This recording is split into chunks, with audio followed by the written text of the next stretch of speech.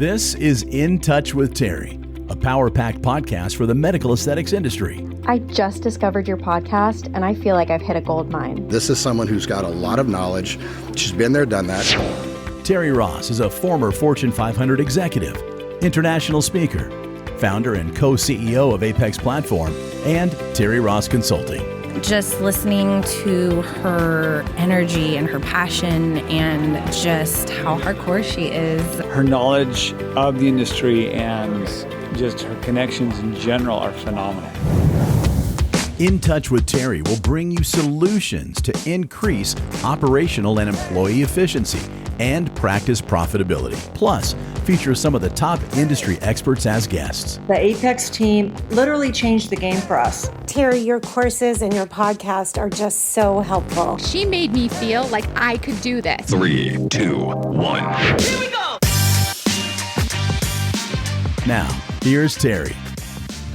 Hello, everybody. How are you? Welcome back to another episode of In Touch with Terri, where I share industry trade secrets and best practices in aesthetic medicine. And I also have the pleasure and opportunity to have on the most incredible industry experts in the aesthetic space, all here to provide value and to support your practice thrive. So I am here today with a very, very good friend of mine.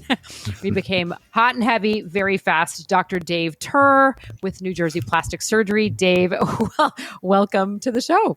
Hey, Terri. Thanks for having me. I'm excited to be on. You are so welcome. It has been long overdue. You guys, Dr. Turer is, like I said, a very good friend of mine, and he is wickedly, wickedly smart. I'm going to have Dr. Turer talk a little bit more about himself, but Dr. Turer is a plastic and reconstructive surgeon who specializes in aesthetic surgery. And as an aesthetic fellowship trained surgeon, Dr. Turer received his subspecialty training in all aspects of aesthetics, including surgery of the breast, body, and face. He has also received extensive training in minimally invasive techniques such as energy and laser-based treatments. He has also serves as the assistant professor of plastic surgery at the University of Pittsburgh. Dr. Turer is also at the forefront of aesthetic technology and patient safety, using his electrical and biomedical engineering expertise. I mean, come on, really? Are you smart? That smarty pants? That's what everyone. That's what you say. I don't know. I do. We'll talk about those degrees. He developed a smart fat grafting cannula to prevent intravascular injection during the gluteal fat grafting. And Dr. Turer, again, I mentioned he joined Dr. Barry DiBernardo at New Jersey Plastic Surgery a couple of years ago. And meeting Dave was so fascinating for me. One, just he's brilliant. And two, he asked himself, I'm in this practice, and he really took a self-introspection to say, how do I become how am I this plastic surgeon now in this practice that's thriving with a big key opinion leader, but how do I ingratiate myself into the business and what's required of me, not just to be a good doctor, right, but to be a good businessman and a partner. So Dave, again, thank you so much. And I'd love for the tribe to hear more about your background specifically and kind of a little bit about the things that you just don't learn in medical school. Yeah, absolutely. So like you mentioned, my background is in engineering. So I studied electrical and biomedical engineering. So very deeply rooted in numbers and very objective. And so I didn't really have any formal business training when I started work. I mean, all the way through my engineering training, through medical school, through residency, through fellowship. I observed a lot of these successful practices, but I never really got a chance to peer behind the curtain and see how the sausage is made. So when I started practice, and I'm sure a lot of new plastic surgeons, young plastic surgeons, or just new physicians in general feel this way, but it was a little bit overwhelming to try and understand how the business ran and what my place was going to be within that. And then also to understand how I could use data I didn't even know that was available yet to help grow mine and grow our practice. So I'm sure, we'll kind of walk through that journey tonight, but that's been a really important part of my development as a business side as a plastic surgeon. Do you think, Dave, just based on what you just shared and your colleagues, that everyone feels like you, right? Again, you invest so much time and money and training into your craft. And again, with you having this electrical and biomedical engineering degree as well, Is that a common consensus that there is a lack of fundamental education and training in medical school around what it takes to be a businessman and a surgeon? Yeah, I mean, I think that's absolutely true. I mean, unless you have some formal business education, if that was your undergraduate degree before going to medical school, or if you had an MBA or whatever it was, those people are probably very differently positioned. And we see a lot of those people that end up being very successful, particularly in the aesthetic space. But I think you can see across the board in medicine with the rise of large hospital systems and private equity and kind of the downfall of most private practices that doctors clearly are not well trained in business. If they were, we wouldn't be seeing this environment across all of medicine because it's just gotten too big and too complicated to navigate. So I think across the board, most of us are grossly underprepared to start a business, join, or run a business for sure. So when you joined Dr. DiBernardo, I'd love for the tribe and the audience to learn a little bit more about, how did you make your decision? And as a new surgeon, what are some things people could look for, should look for, desires, whether it be good or bad, right? Because you had a choice to stay in a hospital setting, to open up your own, or join somebody. And there's a lot of differentiating factors within those decisions to be made. And now that you've been in there, what were some of the challenges from the beginning? You're like, oh shit, I had no idea. Well, I can tell you the exact moment that I made the decision to do an aesthetic fellowship. And for me, coming out of plastic surgery training, I was fortunate to train at University of Pittsburgh, which is I feel like I got exceptionally good training. But even there, the aesthetic training was minimal compared to the reconstructive training. There was literally a day where I asked one of the senior attendings, who was also a very well-known aesthetic surgeon, is it okay to just do this fellowship and go right into aesthetics? If that's what you want to do, then that's what you should do. So, then I didn't look back. Was fortunate to go to UT Southwestern and train with all the guys down there. So I feel like having that knowledge base coming into practice was very important. Because it let me jump right into a purely aesthetic practice, which is what my goal was, as opposed to taking that 10-year lead up of doing mostly reconstructive and slowly building a cosmetic or aesthetic practice. But then, when it came time to look for jobs, I mean, I'll admit I was a little bit lost in that process too, because geographically, I didn't have, I have my own family, but I didn't have family I needed to be near. So anywhere in the country was an option. I knew that I wanted to be in private practice. I didn't terribly want to be at a university because of, some of my experiences with intellectual property and inventions. So then the number of private practices out there that could accommodate my interests were relatively minimal.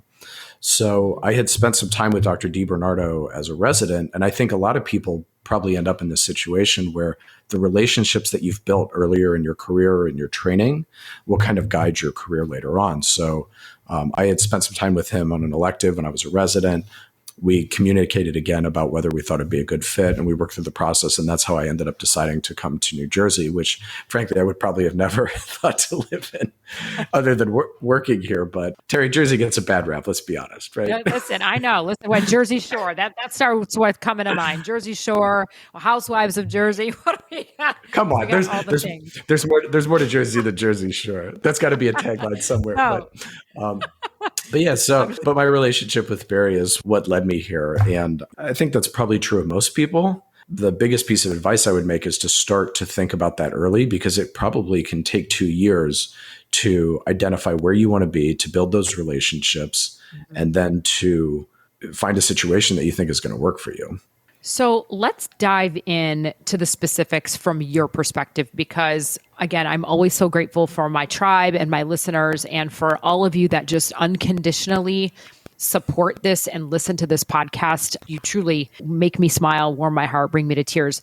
But I want to hear, you guys all know what I do, right? I was a consultant for almost 15 years, come from Fortune 500. We launched Apex platform 2 years ago, helping practices, in terms of their optimizing their performance, make more money, be more efficient. We'll talk a little bit more about that. But Dave, before we even get into how we met or coming out to the practice and training all of you guys, when you stepped into, Dr. DiBernardo, your practice now with this key opinion leader, and I always say this, there's no glass ceiling to education. So even if Barry had been in business for 20 plus years, right? if I always ask people, shut your eyes. If I could help you grow $500,000, $1 million, $2 million, what would that be worth it to you? What would the investment be? But when you walked in and now you're trying to get acclimated to not just being a surgeon and getting patients, you're like, oh shit, there's all these other things that I have to either figure out, learn, do.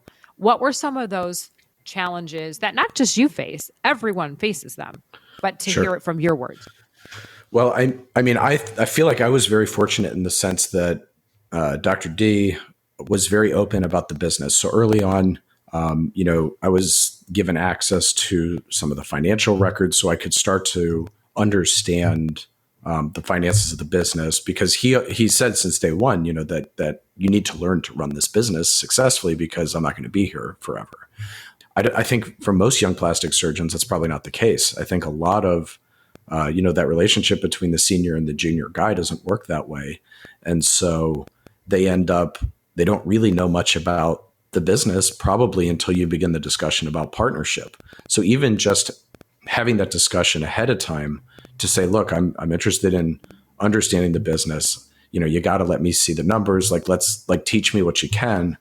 That was very helpful. But I mean, frankly, I feel like until I met you and did the Apex training. And then, obviously you and I have had a lot of side conversations. So I feel like I've learned a lot from that.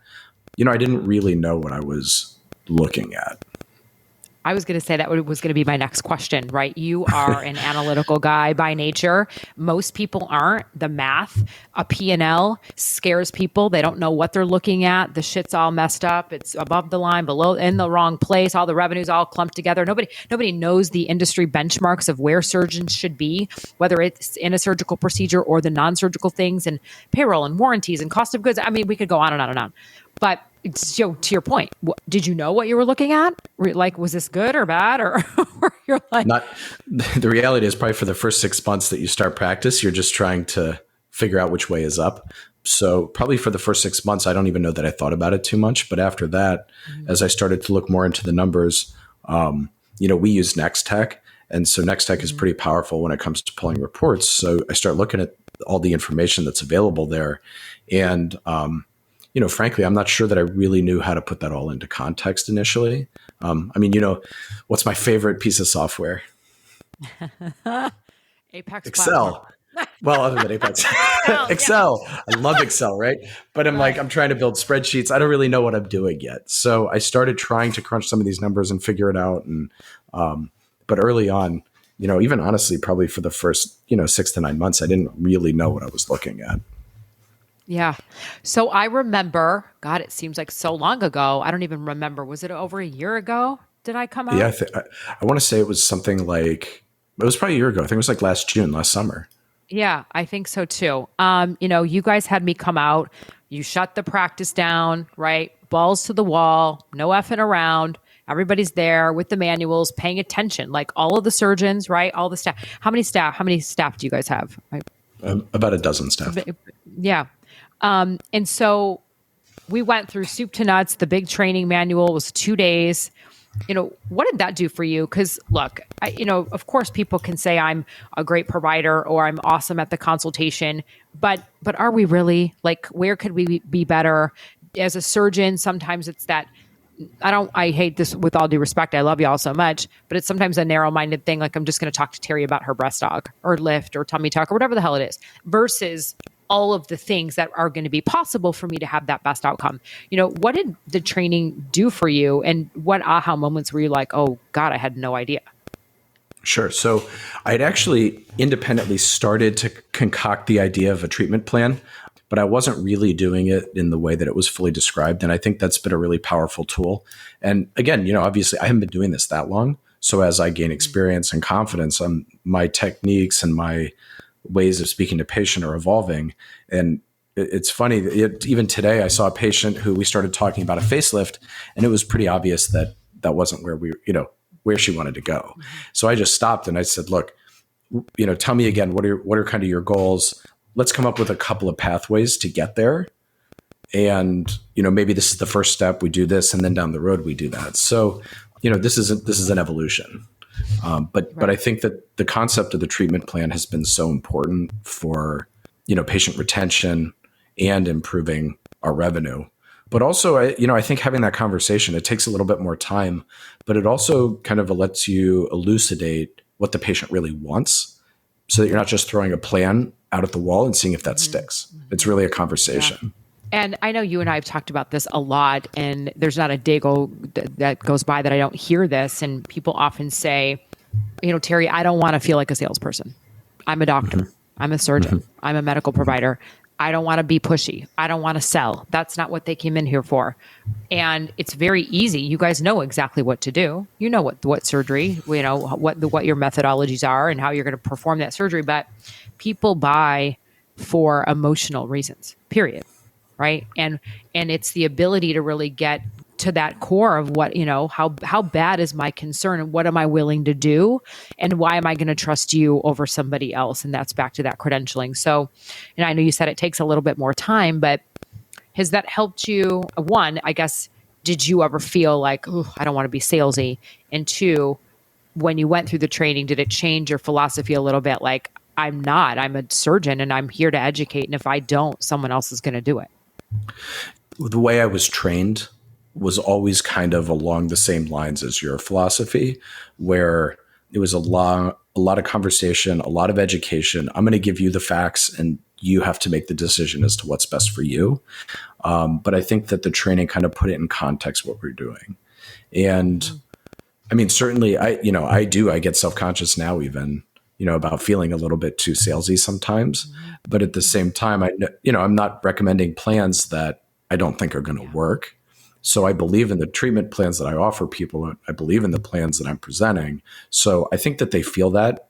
And, it's easy for them to get on board with that. Yeah. Yeah. And has it changed your ability to ask a different type of questions, more questions? Like, where do you see you've kind of evolved over these past couple of years? I mean, I think, the number one thing, the first when I walk into the room, I ask, how'd you hear about us? Which was big because that gives you a sense. I'm sure we can talk about that in a little bit about kind of the marketing, but, after that, I'm like, tell me, what's your biggest concern? Talk to me about what's bothering you. And then I ask them, tell me about your ideal result. Because I want them to frame for me what's in their head. Yeah. Yeah. Yeah. I remember shifting a minute kind of off the consultation piece, but, along the same lines as the data, right? And we'll get into, because I know, listen, again, when we started out, you were knee deep into Next Tech. And listen, there is 60 practice management softwares, and people also ask us every day, Terri, which is the best? Look, I love y'all, but it's only as good as how you know how to use it. And it's only as good as the data that is inside of it, which is, again, why we kind of built the data analytics piece in the Apex platform, because I was sick of looking at shitty reports, shitty data, crappy Excel spreadsheets, hours and hours and hours trying to decipher this information. And so I know you were, and God love you. I mean, working with you, thank God you were, you were in there taking our finance course, doing these service categories. Tell me what that did for you. I mean, because you really have embraced more than most people I know, the data side of it, because this is not bullshit. I mean, you have to know this stuff. Yeah. No. To be able to hit the benchmarks you got to hit. Yeah. I mean, that's absolutely true. So after I took the finance part of the Apex course, that was really what opened my eyes to a lot of the concepts that we now use almost every day in the practice. So aside from the basic business concepts, revenue and expenses, all that kind of stuff. But to me, the service categories was very enlightening. And I think that part of the training, both for me and the staff, was really important, because I loved how you kind of talked about, it's not that the patient is looking for a treatment, they're looking for a result. So it doesn't really matter which particular device it is. Is it Morpheus? Is it Genius? Is it Potenza? Is it whatever, the next 3 RF microneedling devices are going to be? They want skin tightening or textural improvement, whatever the heck it is. So framing it in those terms, I think in terms of helping our staff help patients navigate that system or navigate that journey was really important. But you remember, I mean, how many hours and hours did it take? I went through every service code we had and just went, over and over and over again until everything was in nice little buckets. And I think by the end of the time I did it for an entire year, there was something like $51 that wasn't categorized, perfectly. Yeah. But then, that carried back so we could look back at the last year, at the last couple of years and see how we were doing. And so that was probably the single biggest investment of time, but also the most important, because then when you run reports, I can tell you now in 2 seconds, how much have we done with what treatments? How are we doing with surgery? How are we doing with non-surgical? How is each provider doing with everything? So that was the biggest labor of love. But now that it's been done, we've maintained it. And that has been incredibly helpful because now we can extract all that data in a heartbeat. I want you guys to go back and replay what he said, because Dr. Turer really did embrace the data side of things, did immerse himself. And look, when you're new, your books are not busy. You need to get busy. That's a whole marketing context that we'll get into in a second. That's a whole nother beast, right? But the most vital thing that you can do is understand the business fundamentals and what the data means, or else you're never going to hit goals. Or when I ask people, do you have goals? And you're like, I made $1 million. Well, shit, what if you could have made 2? You have to be able to back into these things. And so, Terri, to your point, like on a month-to-month basis, I didn't even know what I was doing, right? I just saw a number. And so it's like, okay, did I do well? I did okay, but like, what was I doing? But compared to what? I know. We had no idea. So then once I had that data, I could look and it's like, 40% of my revenue is coming from injectables right now. My surgical numbers are still low. So I need to focus on this. And, even though I didn't really know what I was doing yet, at least I had enough data to be dangerous, even though I wasn't sure the right direction to point in. Yeah. But if you were going to give advice to your friends, to people listening, because look, it pains me when I hear shit like, well, how much time is it going to take? Or I don't have the time. You have to make the time. What is your time worth to you? And if you were going to give pieces of advice to anybody starting off, med spa, I don't care, non-surgical, it doesn't even matter what, in the aesthetic space, and you want to sustain and again be profitable, what would you say from your words, not mine, that they can't afford to not know or do? You've got to know the data. You've got to know your metrics, because otherwise you're just, I can see how you're totally flying blind, for every step of the process, right? We've talked about this in every possible context. The financial data. How are you doing? How are different service categories doing? What's doing well? What's not? All from there comes, how do we price things? How do we run specials? How much am I making per hour? But then from the marketing standpoint, even if you have your marketing and conversion data, if you don't know how that's translating into revenue, then what that's not any good. You got to have all the basic data. Taking that investment of time early on, I think, will set you up for success. And then you can make much faster adjustments to your practice and your business to make it more efficient or to make more money. Dropping bombs right there. Dropping bombs. Listen, that is the most, no, that is the most valuable information. No, because I think it's allowed you guys, we've seen the transformation truly in your business with your providers, people embracing the why behind what you do, not just throwing bullshit money at the wall, right? From a marketing perspective and hoping it sticks. Now you can say, wait a minute, I'm up here, down here, make these changes to your point. So let's talk about the marketing a little bit, that's a beast in of itself. And then you think about marketing and then what somebody spends in marketing, all the verticals that you spend, and then heaven forbid that website lead come in, that phone ring, and then we have bigger problems because the patient isn't converted. And so, talk to me a little bit about that experience from your perspective too. Sure. So let me put it in context, because I think people probably undervalue how important this concept is. So do you remember one of my spreadsheets, right? The spreadsheet that I showed, if you start at a low conversion rate in general, and you have a lot of room to grow, it doesn't take a lot of progress to see massive increases in revenue, right? So let's say you're converting 20% of your leads, right? if you convert one more patient out of every 100 calls, that is a 5% increase in revenue. If you convert just 10 more out of every 100 patients, that is a 50% increase in revenue. I think, if you're converting 95% of your leads, there's not a whole lot more room to go. You should probably focus on something else. But if your conversion rates are very low, that's 2x, 3x, 4x multipliers for the business. So, a year ago or 6 months ago, even really, when we discovered that, we had work to do on our conversion rate, we've been focusing on that. And that has helped particularly my practice grow as a new surgeon because, if there's 2 more senior surgeons, their tanks are going to stay full. And mine is the one that varies a bit. So, as soon as we figured that out, my schedule has started to fill up much more substantially. Yeah. That was probably the single most important piece of data in me understanding where the deficiency in my own personal practice was, so to speak, and how to begin to correct that, which is an ongoing work in progress. But without that data, we would have no idea. We would just be throwing, money at the wall and seeing what sticks. And we wouldn't even be knowing what sticks. No, I know. Or let's now I'm going to kind of bring it back because it is full circle. We talk about sort of these same 7 steps to a multi, 7-8 figure, aesthetic practice.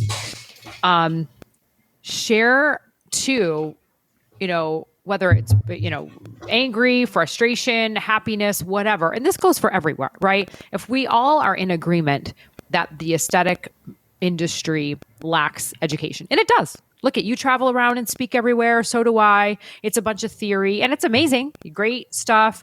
And on the clinical side, listen, it's insane, right? You guys can go travel around, learn new techniques, get back and do it.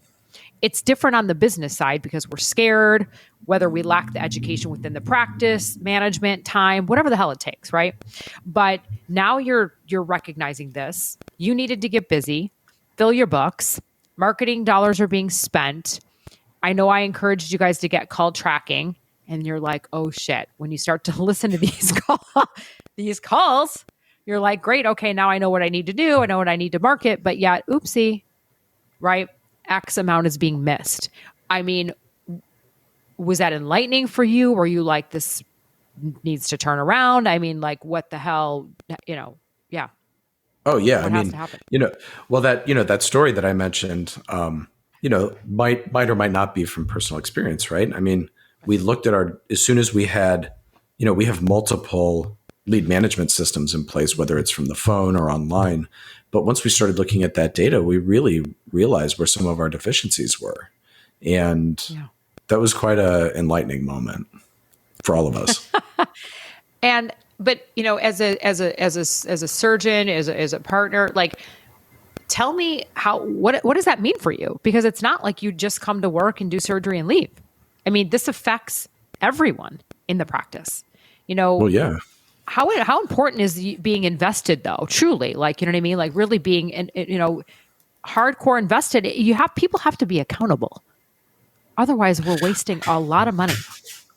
Right. I mean, I think it's been really advantageous for us so that we can look at each individual person that's interacting with the patient, or not even a patient, with a potential patient, and see how they're stacking up. And it's very clear that some staff are really good at this and some staff are not, that they need additional training, or, some of them it's just not, I don't know that it's in them to do that because we've given them a lot of training and it still doesn't work. Right.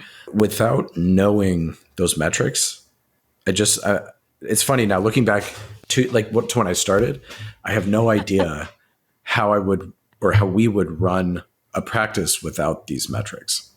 I'm not sure how you would do it. Everybody is in some degree of facing these same challenges in the market. And it's interesting for me, and being in this business now after 20 years, let's call it what it is. I mean, people know I'm always, what you see is what you get, but it's just excuses. And I think the people that sometimes are doing well, maybe in that top 1%, 5% making millions, but again, could you make $500,000 more, a couple $1 million more, just by saying, I'm not willing to be mediocre, whether you are or you think you're being profitable. Well, but I mean, the point is they think they're doing well, but they don't even know that they're doing, like, how well are they doing? They have no idea.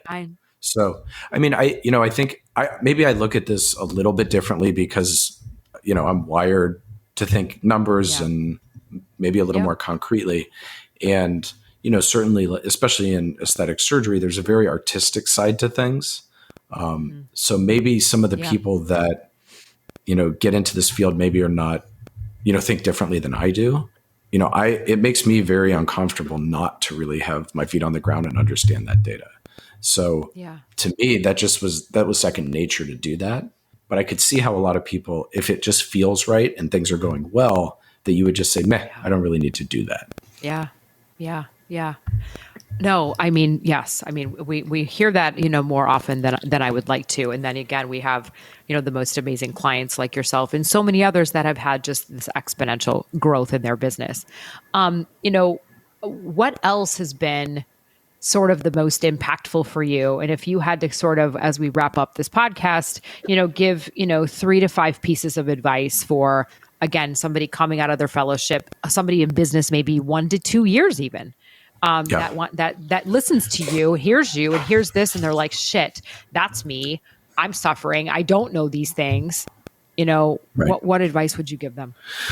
Well, I mean, I'm trying to organize my thoughts in a way that maybe chronologically that makes sense, right? So I think if this is what you want to do, if you want to do aesthetics, then you should do aesthetics. There's a lot of great fellowships out there. Find good mentorship and get the right training so that you can just jump in and do what you want. And you have to know everyone that comes out, they think they're special, right? Oh, I'm going to be busy on day one. You're not. It takes time to build a practice. I'm 2 years in a very well-established practice, and it still takes time. So also don't believe everything you see on social media. And then when you're negotiating that job, you have to be able to ask hard questions. I wish in retrospect, I had asked harder questions, things like, getting a better picture of the financial state of the practice, understanding what a road to partnership is going to look like. It sucks. It takes a lot of time. It's uncomfortable. But I feel like if you can't have that conversation, then maybe that's not the right person at the right place to be. Now, again, I was very fortunate that we did have a lot of these conversations, and my senior partner was very open to having those conversations. But if someone's like, look, I'm not going to talk about it, then you have to wonder what's going on. I think it's important, and this kind of ties into everything, right? The metrics, the marketing, the revenue. What is the plan to get you busy on day one? So how are patients going to come to you? How are you going to be marketed? How are you going to track that? What is your conversion rate? Your conversion rate's probably going to suck when you first come out because you're not confident. You have to have a plan on day one for how your personal practice is going to grow and how you're going to contribute to the business at large and slot into that. And then as you move into a little further into practice, I think it's important to make sure that you're being involved in the business and how that practice runs, because assuming that that's where you're going to stay, you're not going to go off and start your own thing. Or even if you are, you need to understand how the nuts and bolts of the business works. Because at the end of the day, with the exception of a few really exceptional places, all of these aesthetic practices are small businesses. They're typically not tied to a big hospital system. Maybe some are involved with private equity or with, larger management organizations. But for the most part, they're small businesses. So you need to learn how to run a small business if you're going to be successful. Yeah. And then, I think to all of our credit, you also have to be introspective and honest with yourself enough to say, okay, I'm doing well, but where are the deficiencies and how can I improve them? So, again, I think the image of the egotistical plastic surgeon, I don't know that that's me, or that's certainly not Dr. D and I, but if you're too good for all of it and you're not willing to look at the data and say, okay, maybe I'm not doing so hot at this or this, then you're never going to grow your business. So that's maybe the summary of what I've learned to try and, navigate this really complicated space in the first almost 2 years of practice. And, that was so, eloquently said. Thank you. And thank you for, one, being vulnerable and being honest and sharing your story. I think, those are the things that touch home and resonate with people that perhaps are in your position and don't know what to do or don't know where to go and don't know who to trust and don't know who to listen to. As you now continue on your path forward and you've been able to now teach and lecture and speak and perfect your craft, how do you see that this will just, continue to elevate you perhaps better than others that just don't do it? And that's, at the end of the day, again, it's not just being the best doctor. Of course you want to be that. But this other piece too is what's going to sustain your livelihood, your family, your legacy, really. And then hopefully with the damn exit with 10x multiples, not some shitty thing that you're like, I'm working till I'm 80 and my hands are going to fall off. Right. Right. No, I mean, you're absolutely right.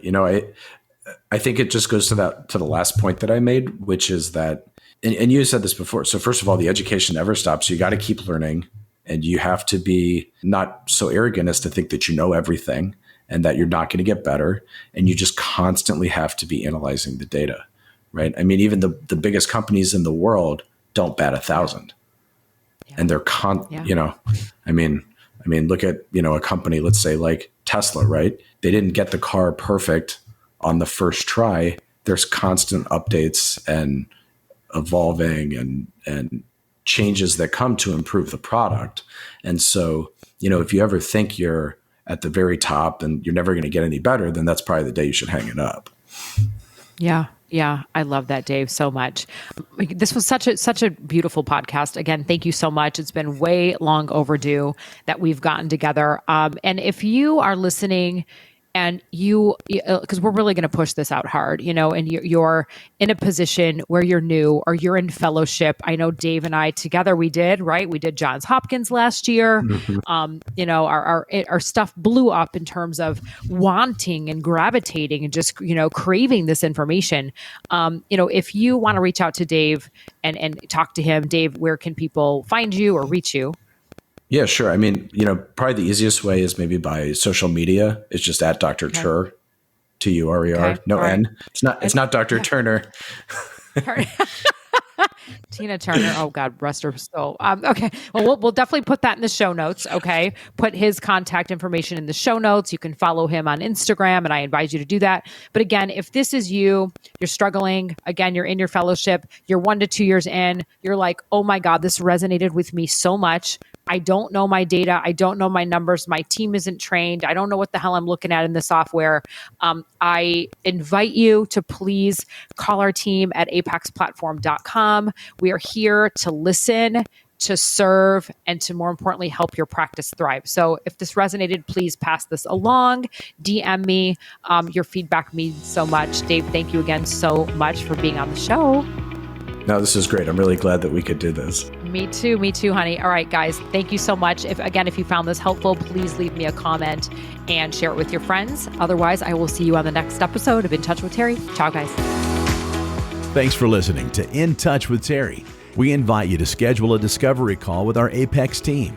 The link to apexplatform.com can be found in the show notes. Thanks again for listening, and we'll see you on the next episode of In Touch with Terri.